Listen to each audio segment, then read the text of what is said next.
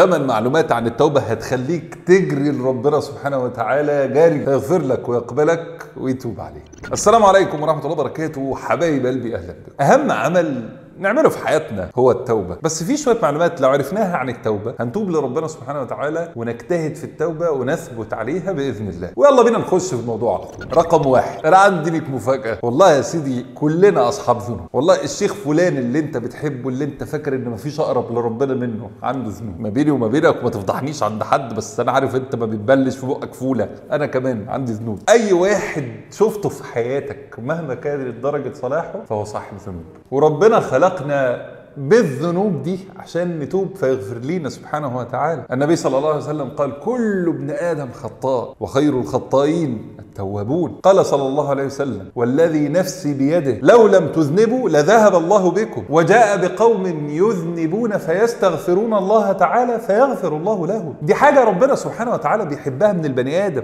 مش انه يذنب ويعيش على الذنب، ولكن انه كلما وقع في الذنب عاد. فاللي كل ما بيقع يعود لله سبحانه وتعالى، ده عبد مستغفر تائب ربنا يحب، بس على شرط يكون مجتهد في التوبة ومجتهد في عدم الوقوع في الذنب، مش مستحلي الذنب او مستسلم ليه او ما بيتوبش. اما بقى المعلومة التانية اللي ناس كتير بتقوح فيها ومعرفش ليه، انه ما فيش ذنب ربنا سبحانه وتعالى لا يقدر على مغفرته. ما فيش حاجة ربنا ما بيغفرهاش. إن الله يغفر الذنوب جميعا، إن الله لا يغفر أن يشرك به ويغفر ما دون ذلك لمن يشاء. هو في ذنب كبير على مغفرة ربنا يا جماعة؟ جبتوها منين؟ أنا ما أعرفش. يجي واحد يقول لك أصلا أنا ربنا صعب يغفر لي، أنت مش عارف أنا عملت إيه. طب اسمع الصحابي اللي جه للنبي صلى الله عليه وسلم وقال: أرأيت رجلا عمل الذنوب كلها فلم يترك منها شيئا وهو في ذلك لم يترك حاجة ولا داجة إلا أتاها. شوفوا عمالين يأكد على النبي صلى الله عليه وسلم إزاي إنه يا رسول الله ما فيش ذنب اخترعوه الا لما انا شاركت فيه. اهي دي رساله ليك انت اللي فاكر نفسك اخترعت ذنوب ومعاصي ما سمعناش عنها. اهو الصحابي ده جه قال للنبي كده، ثم ساله: فهل لي من توبه؟ ينفع اتوب يا رسول الله؟ قال: اسلمت؟ انت مسلم؟ قال: اما انا فاشهد ان لا اله الا الله وان محمدا عبده ورسوله. مسلم يعني؟ طب الحمد لله. اسمع بقى، فقال له رسول الله صلى الله عليه وسلم: نعم. نعم يعني ايه؟ يعني ليك توبه، تفعل الخيرات وتترك السيئات فيجعلهن الله لك خيرات كلهن. يعني هتبطل السيئات اللي بتعملها وتعمل حسنات، ربنا يحول لك سيئاتك حسنات. فالراجل ما صدقش زيك كده، قال: وغدراتي وفجراتي، المصايب اللي انا عملتها دي كلها؟ قال: نعم. النبي صلى الله عليه وسلم قال له: ايوه. فالراجل مشي يقول: الله اكبر الله اكبر، حتى توارى لغايه ما مشي عن عيون الناس وهو عمال يكبر من السعاده. كبر من السعاده وتوب لربك يا اخي. فما فيش ذنب اكبر من مغفره ربنا.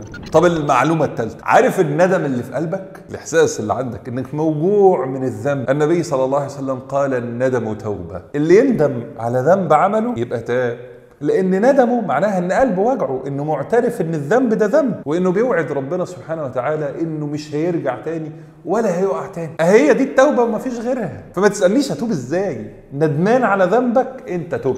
طب رقم 4 يا أمير، رقم 4 إن أهم حاجة تعملها عشان تتوب إنك تستغل حالة الإقبال اللي عندك. ساعات الواحد بيجيله حالة إقبال للتوبة، نفسها تلبس الحجاب وجاية خلاص أنا هلبس حجاب دلوقتي حالا، عايز يبطل سجاير فيقول أنا عايز أبطل سجاير دلوقتي حالا، عايز أصلي فيقول لك أنا عايز أبدأ أصلي. الشيطان في اللحظة دي هيقول لك: اصبر، تعالى نبدأ صلاة في رمضان على نظافة من فجر رمضان، انت في المسجد مش هطلعك منه تاني. هيجي ابليس يقول لك: بصي انا هنزل انقي معاك الطرح، اقول لك هتلبسي خمارات، بس انا نستنى موسم طاعة حلو ونبدأ سوا. فيجي موسم الطاعة وتلاقيك ما عملتش حاجة. فالمعلومة الرابعة، استغل إقبال نفسك على التوبة في لحظتها. ما تخافش تقع، لأن ده من أغرب الحاجات اللي سمعتها. يقول لك أصل أنا خايف أبدأ أصلي لحسن أبطل، فها نويت تعمل إيه؟ هكمل تبطيل من أصله. يعني أنت أسوأ احتمال انت خايف منه انت فيه دلوقتي اصلا، وبتختار تكمل عليه عشان خايف ترجع له. يا سلام، طب ما تروح للاحتمال التاني انك احتمال تكمل وربنا سبحانه وتعالى يقبلك.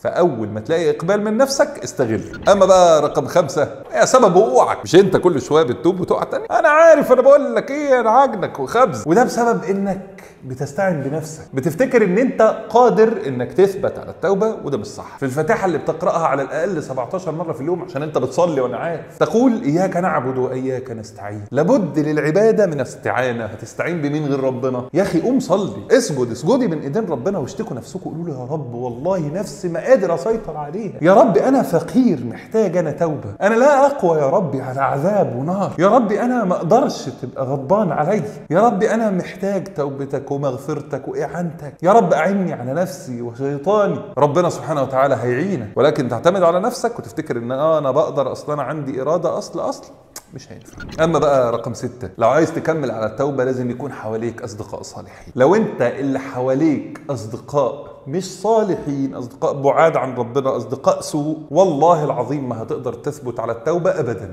واختار نفسك في اصحابك دول يفضلوا معاك، خليك لغايه ما تروحوا النار سوا وتختلفوا امام الله عز وجل وتلبسوا بعض. الاخلاء يومئذ بعضهم لبعض عدو الا المتقين. عايز جنه ربنا ومغفرته ورضوانه؟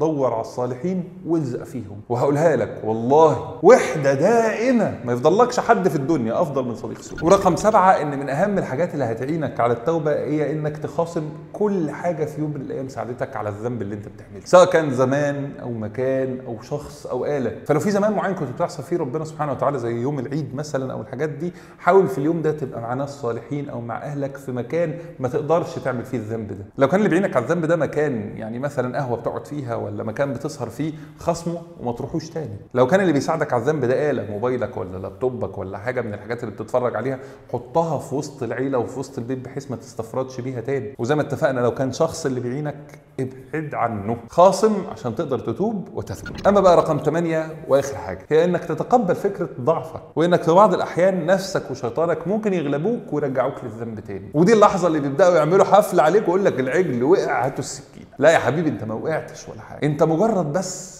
يعني اتشنكلت في الطريق. بس ده مش معناه انك رجعت من مطرح ما بدأت، ولكن ده معناه انك تقوم وتنفض هدومك وتسمي الله وتكمل طريقك.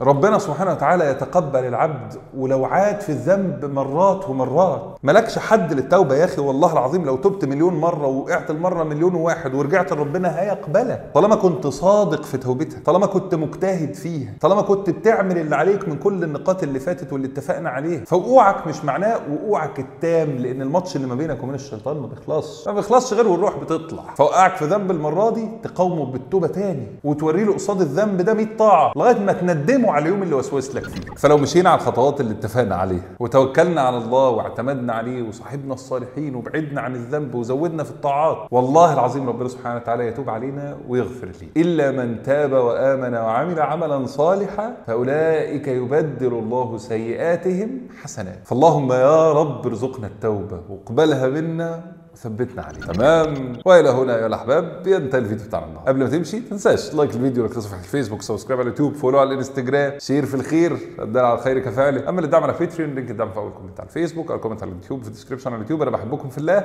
اللي تابعوا هاشتاج الساعه 7 هتلاقي كل فيديوهات. كان معكم امير منير، والسلام عليكم ورحمه الله وبركاته.